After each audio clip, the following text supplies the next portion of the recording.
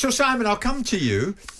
Shall I go first on this one? We've had a pop at Arteta for his pitch side antics now and again, extremely animated. No, you haven't. This fella, yeah, we did. This fella slithers up the pitch a la Mourinho-esque on his knees. He's extremely animated. He gets very uptight and probably makes no apology for it.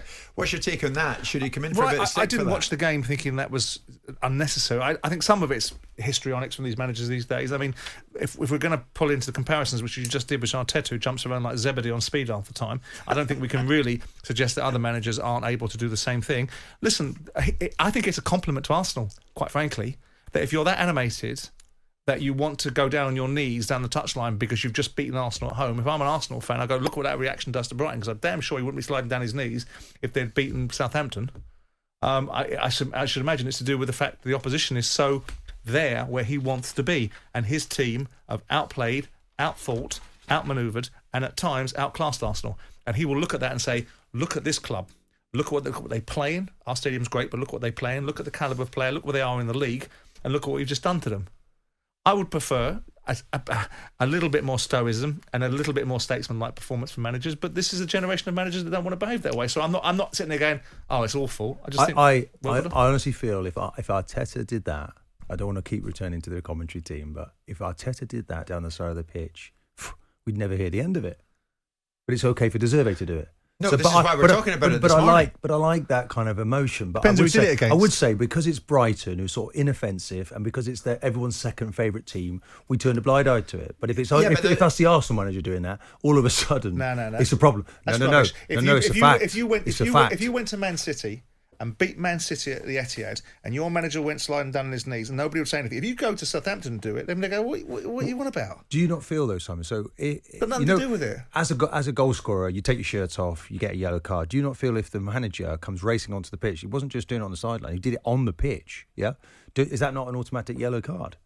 For being exuberant? Yeah, but then that's what they do when they celebrate a goal, isn't it? They the take their shirts off. So have you gone too far when a manager does that? I think he probably has. He looked like the Tasmanian devil a couple of times on the bench. They went to him, and he's a very angry, emotional manager. This guy there's no time to lose. He wants to win, but he has to keep. No different to your guy. He has to keep a lid on it.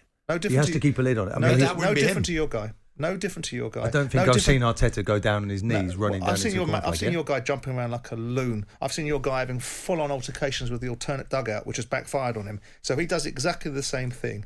The bottom line, and we've seen Klopp. Yeah, I agree with you. There needs to be a little bit more etiquette in the technical area, and that's upon the officials if they want to regulate it, and I think they should. And I do think I've often felt that managers play to the gallery.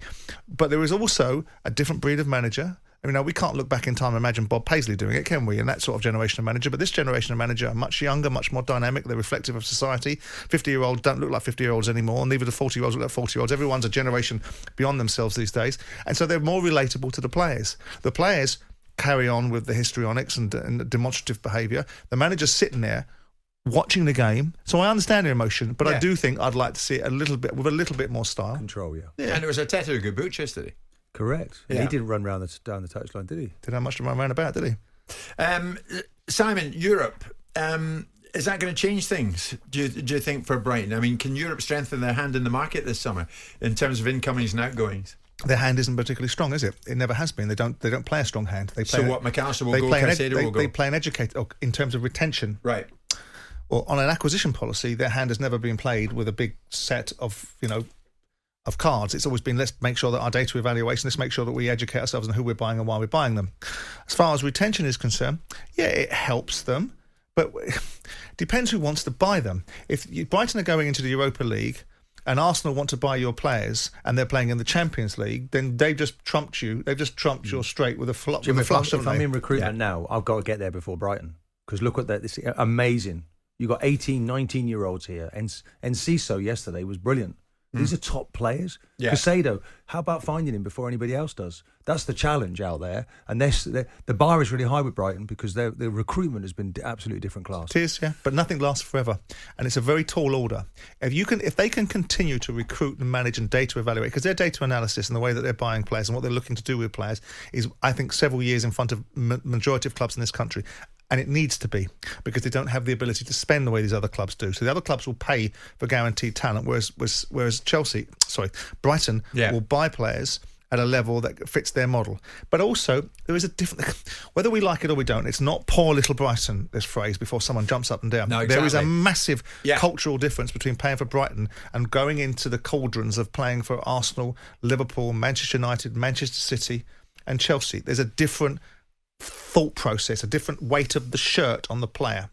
When that changes, if Brighton got relegated to the Championship and started playing the Championship again, all of a sudden the expectation would be for Brighton players to do far better, and all the pressure would be on them in the Championship because I'm suggesting that's going to happen. Yeah. So I think there's a different dynamic. But in terms of recruitment, we've got to say hats off. How do they do it? Estupinan, Caicedo. Professional.